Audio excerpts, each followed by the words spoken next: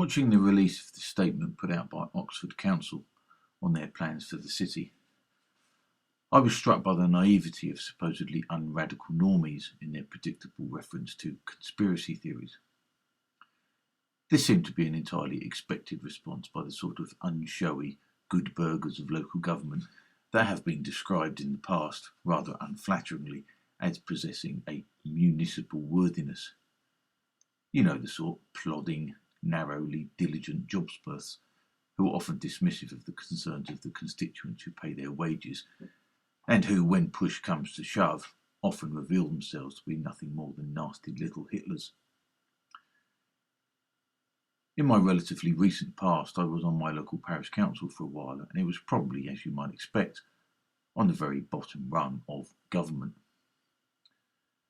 We discussed and approved, or not, the planning permissions of local private residents, as well as things like the siting of mobile phone masts, and once a proposal to move an 800-year-old footpath for the convenience of a local college.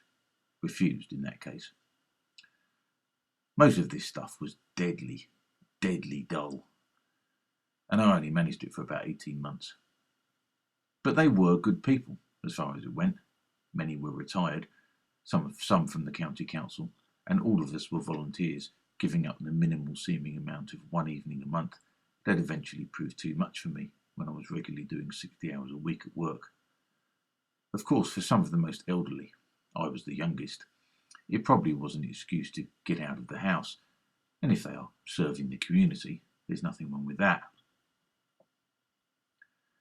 So it was all very amicable, but as you might expect, when the subject of CCTV, ANPR or speed cameras came up, I did manage to ruffle a few feathers.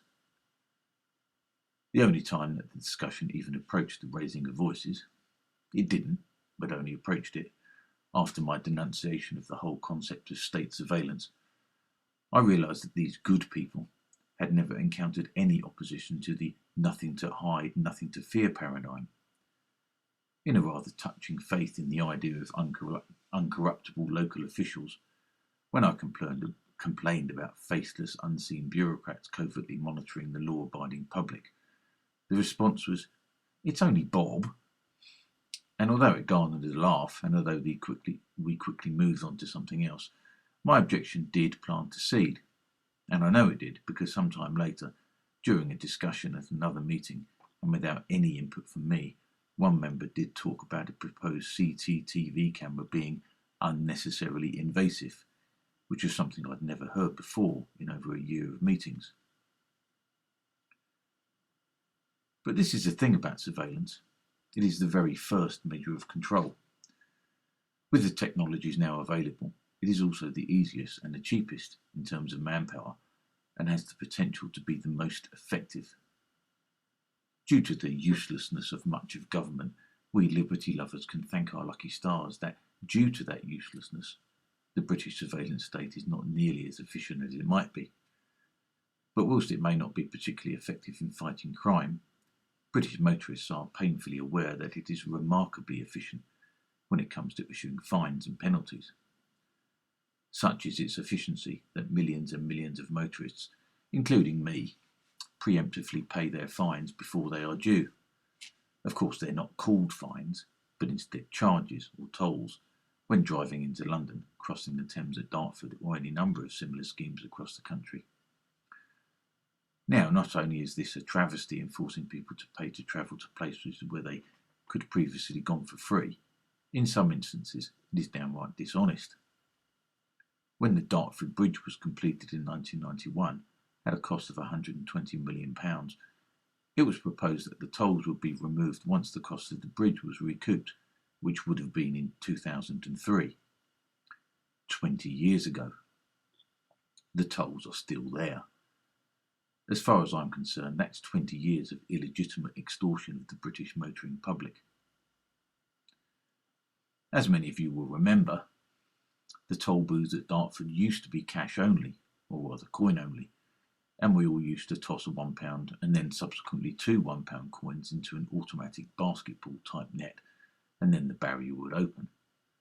It was a fairly efficient process, but inexplicably, The bridge authorities were utterly inflexible in providing an alternative if you happened to arrive at the crossing without any coins. On more than one occasion, I was directed 5 miles back to the last services where there was a cash point. A cash point that, of course, only issued notes, so that you had then to buy something at overpriced motorway service prices in order to get the necessary change to resume your journey across the Thames. Strictly cash only. How times have changed. Of course, as traffic increased, so did congestion, and the blame was erroneously placed on the bottleneck of the toll barriers, and so the government once again reached for the favourite tool in their control armoury, video surveillance. Now the only way to pay is online. Without physical barriers, it is, even I have to admit, pretty efficient. But the real advantage is not one of traffic flow. It is, as usual, electronic and unblinking video surveillance. Improved traffic flow is a happy byproduct. And so we come back to Oxford and Bath and Canterbury and countless other examples throughout the country and their proposals. Under the cover of climate change and the more legitimate rationale of tackling congestion, Oxford City Council have proposed dividing the city into 6 zones that motorists are not allowed to travel between at particular times of day. Without knowing the precise details of the scheme, it does, however, appear that drivers will still be allowed to travel between the zones, but must access them from Oxford's Ring Road. Now, on the face of it, this doesn't appear to be too unreasonable. Oxford, I understand, like almost every town in the country, does have its traffic problems, and those problems must be addressed. As you all know, I consider the private motor car to be perhaps the object that is the most obvious symbol of personal freedom there is. But the car is a victim of its own astonishing success. Almost everyone who is able to have a car wants one, and in the previously prosperous West, almost everybody does. And this is a problem, a big one. And although I'm increasingly sceptical of its contribution to the bogeyman of climate change, it is undeniable that it is the sole cause of the clogging up of cities, towns and villages the world over. This is a nettle that just has to be grasped. And I welcome inventive solutions to the issue. I really do. And I welcome them out of selfish desire to keep my car, to be able to keep driving it, and to be able to use it to explore and discover new places at a moment's notice and on a whim, without recourse to the timetables of public transport. In short, I want to be able to go wherever I want, whenever I want. But the good burghers of Oxford City Council, normies as they almost certainly are, have unwittingly disturbed a hornet's nest of suspicious and distrustful internet dwellers. People like me, alert and fully awake to the Trojan horse of 15-minute cities masquerading as idyllic-sounding low-traffic neighbourhoods, or LTNs.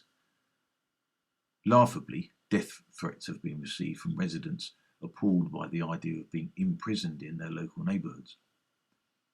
Of course, the accusations of being imprisoned and the resulting death threats are extreme responses to what some might just consider to be moderate measures to mitigate congestion. But although they are extreme, it is heartening from my point of view that so many appear to be wise to the mollifying nature of the euphemisms and see right through the council's plans, even if, as is probably the case, the municipal architects are unaware of the bigger picture at play. To give them their due, Oxford's local councillors probably looked at their traffic-clogged city and feel that something must be done.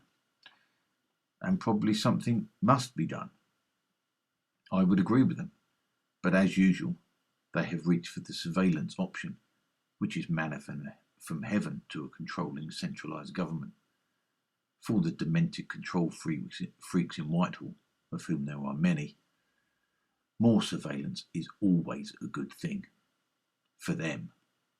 Which means that whatever practical convenience may flow down to us from whatever measure they take is almost certainly a bad thing for us, and probably a very bad thing. So as far as I can tell, without examining the fine detail of the Oxford plan, is that Oxford residents will not physically be prevented from driving between the various zones, So technically that will be true, but permits will be issued, and only 100 per year per household, which is 50 permits each year if you have 2 cars. And those that do drive between the zones over that number of times will be fined. So they're not actually preventing you from driving between the zones, but you'll be fined if you do. That's the same kind of argument that was presented to the unjabbed during the COVID lockdown. We're not making you take the jab, but you'll lose your job if you don't. As the Nuremberg Code established, that is coercion, and it's not on. And the issuing of fines will be established by, you guessed it, automatic number plate recognition, or ANPR cameras. My favourite. So the chickens really are coming home to roost now. Ever since the 90s, I've been warning about the dangers of surveillance, and it has mostly fallen on deaf ears. And if anybody did respond, it was usually with fatuous remarks like, well, why do you care? They're not after you. You're not important enough for them to be interested in you. Well, they're interested now, aren't they? You don't have to be a criminal or a terrorist for them to be interested. In fact, as evidenced by the almost total lack of police activity with regard to the grooming gangs, where I feel sure that video surveillance was in widespread operation during that shameful episode, it seems as if criminality is a long, long way from the top of the surveillance state's priorities. As I've said repeatedly, the surveillance state is not about catching criminals. It's about catching you. And as banal as that is, it's about catching you doing something that you were always previously allowed to do. And you can bet your bottom dollar, if that plan is implemented, it'll never miss a beat. No illicit drive down Acacia Avenue will ever be missed. But if you fancy gang raping a 12-year-old, and Oxford is one of the towns that has form on this, you'll probably get away scot-free. So, as seemingly extreme as the reaction to the Council's proposals are, it is a good thing that so many are pushing back against it. People didn't push back when they were confined to their homes. They didn't push back when they were prevented from visiting their friends or dying family. They didn't push back about being denied access to bars, restaurants, cafes and nightclubs. And they didn't push back when they were told that they could lose their jobs if they didn't get injected with a novel concoction of chemicals with no long-term safety data. And almost unbelievably, they didn't push back when they allowed that same concoction into their own children. But it does look as if they might push back against this. Unrestricted access to all parts of one's country is not something that has been vigorously defended as a concept, unlike freedom of speech, for instance, but it is a freedom that we feel we should have. And although it's taken a long, circuitous route to get here, this might be where the pernicious, insidious plans of the globalists might yet meet their Waterloo. Of course, this doesn't begin to address the very real problems of congestion caused by the private motor car, and I don't have a solution immediately to hand, but I know that more and more and more and more surveillance is not the answer. We have vastly more surveillance than we had even 30 years ago, and is our society better as a result? I would argue that it isn't. I would argue that it is much, much worse. Of course, that is not all the fault of surveillance, but the promise of surveillance was that it would make it better. The promise was that the cameras were sentinels, quietly and discreetly watching over us benignly, to be a watching policeman even where there wasn't a policeman there. That was the promise. That was the lie that most people fell for.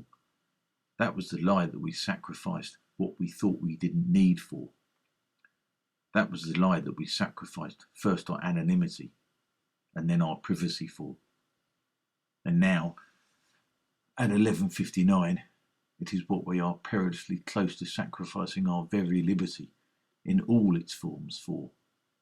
At 11:59, God help us, people are finally beginning to realise that the cameras that had promised to keep us safe and to deliver us from the fear of violent crime and terrorism are within a whisper of removing our freedom altogether.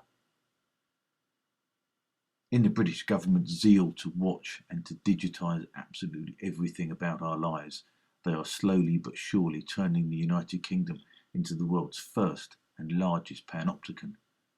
That circular prison designed by the Victorian social engineer Jeremy Bentham, where one guard placed in a central tower is able to simultaneously and easily observe all of the inmates without being observed himself. In such a system, the inmates never know if they are being observed or not, but they are aware that they can be at any one time, and they modify their behaviour accordingly. After a certain passing of time, no further surveillance is necessary. It is the cameras themselves that are to be feared. Oxford City Council tells us they are not planning to imprison anyone, that it's a conspiracy theory to suggest that they are. But in a panopticon, such as the Oxford councillors hope it to be, it's the cameras that make a prison, at least as much as it is the bars. And that panopticon must be rejected before we begin modifying our own behaviour.